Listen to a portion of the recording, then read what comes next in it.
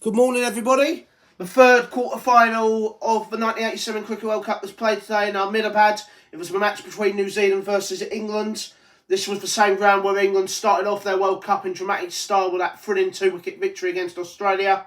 And the pitch was hard, very similar to the pitches that we've seen in the first two quarter-finals of Calcutta and Delhi.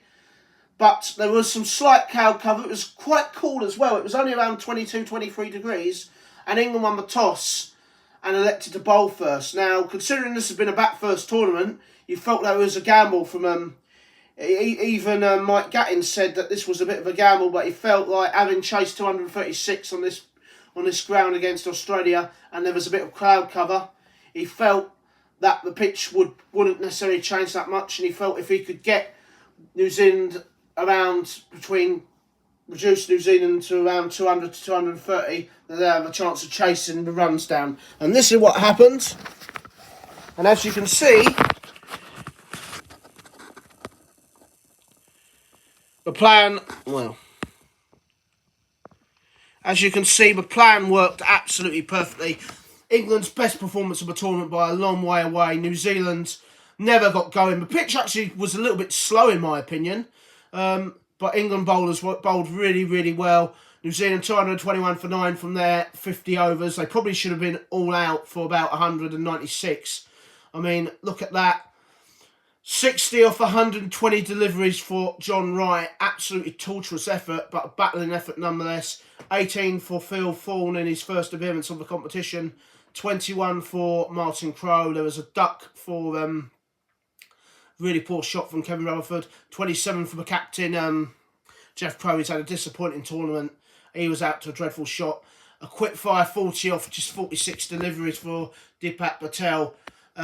Ducks for Snedden, Ian Smith and Ewan Chatfield. But have a look at that from Neil Foster. Neil Foster got rid of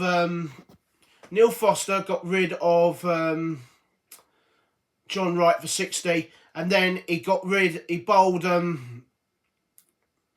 Ian Smith with a straight delivery, and then he got an LBW for Chatfield, the third hat-trick in this World Cup. So, incredible stuff. 3 hat-tricks in one World Cup tournament after we hadn't had none in the 3 previous tournaments. It's just sensational. The first ever English bowler to get a hat-trick in a one-day international. Take a bow, Neil Foster. He joins Abdul Qadir and Fireton John in getting a hat-trick in World Cup cricket. 196 for 9. New Zealand looked like we're going to get bowled all out, but they added 25 of the final 5 overs. I mean, look at that. Danny Morrison, his first appearance in the competition, 23 not out of just 10 deliveries, and 13 not out for Willie Watson off 14 deliveries towards the end. Nice little partnership getting New Zealand to it wasn't a competitive score in the end, but a decent enough score. 2 for 32 for Alan Lamb. He's actually bowling pretty well for a part-timer. 2 for 26, superb figures from John Embry. 1 for 23 for Gladstone Small. No wicket for Phil de Freitas. He only bowled 6 overs. He wasn't injured or anything like that. He just got given a little bit of a rest by Mike Gattin. 1 for 51 for Eddie Hemmings. But the main hero, 3 for 51, which included that hat-trick, Neil Foster. Superb performance from him. In the event, England were absolutely coasted. They only took them 42 overs to chase for 222 down. Wonderful innings again. A full 15-6 innings for Graham Gooch. 61 off 70 balls. 55 off 57 for Tim Robinson. 44 not out for Bill Affey off just 50 deliveries. And 46 off just 52 deliveries for Mike Gattin at the end.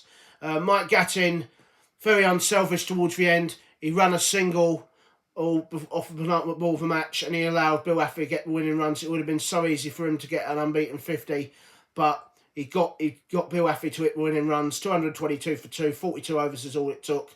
Nothing there for the New Zealand bowlers. It's been a disappointing tournament for New Zealand, to be honest with you, even though that they've got through to the quarterfinals. They've not looked convincing at all throughout the entire tournament. 0 for 25 for Jeff Crow, 0 for 45 for Deepak Patel. He didn't follow up that magnificent 4-wicket haul against Ireland here. 0 for 19 for Martin Snedden. Very expensive. 4.4 overs for 38 runs for Ewan Chatfield. He's had a disappointing tournament. Willie Watts, as you'll see in a moment, 2 for 45 from his 10 overs, though he was the best bowler. So he's gone out with a little bit of a positive spell. 0 for 37 for Danny Morrison in his first appearance in this World Cup. The match summary: New Zealand versus England at Ahmedabad. New Zealand won. England won the toss, selected to bowl first on a hard pitch in slightly cloudy conditions, and they bowled and fielded fantastically. 221 for 9 from their 50 overs. New Zealand, they did 25 of the final 5 overs, as said previously. England, though, that was never enough. England 222 for 2. England winning by 8 wickets in just 42 overs, 8 overs to spare. And man of the match for the third time this tournament, Graham Gooch, for his 61 of 70 deliveries, his 450 in 6 matches in this World Cup. Looking very good for potential player of the tournament there, Graham Gooch. This is what it means for the tournament.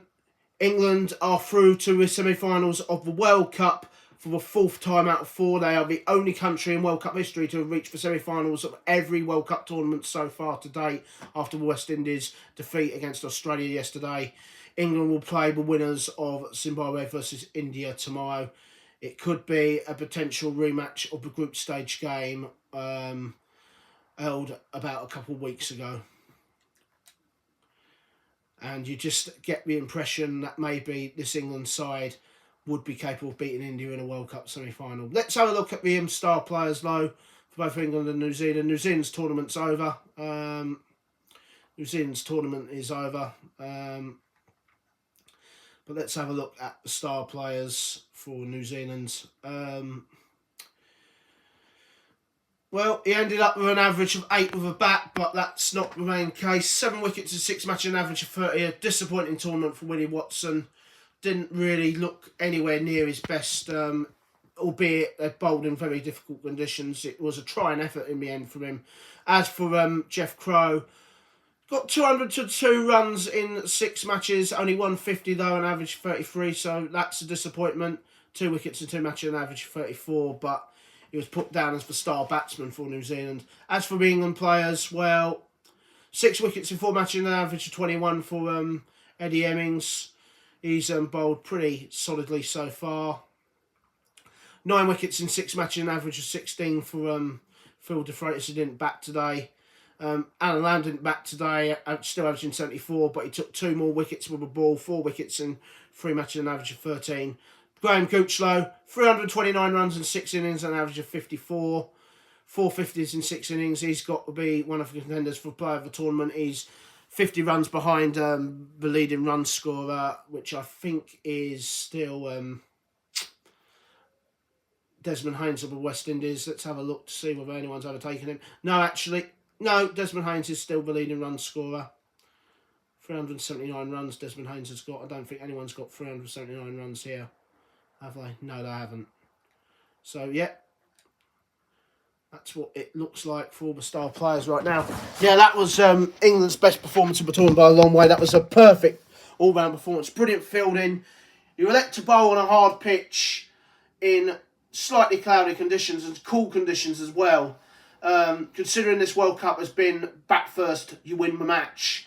England took a gamble, but England were magnificent. And 221 for 9, 222 was a little bit of a potential banana skin, but England just absolutely batted fantastically, and to win in 42 overs was terrific. I think if India were to beat Zimbabwe tomorrow, that would be a 50-50 game, because England are playing really, really well this tournament. They've only had really one blip in this tournament, and obviously they won that close encounter against Australia, Toby the tournament with. But that's it for today's third quarter-final. Congratulations to England and commiserations to New Zealand. Tomorrow's match of the final quarter-final, Zimbabwe versus India. Can Zimbabwe pull off the biggest upset in the competition's history, or will India march on to another World Cup semi-final, march on to a World Cup semi-final meeting with England?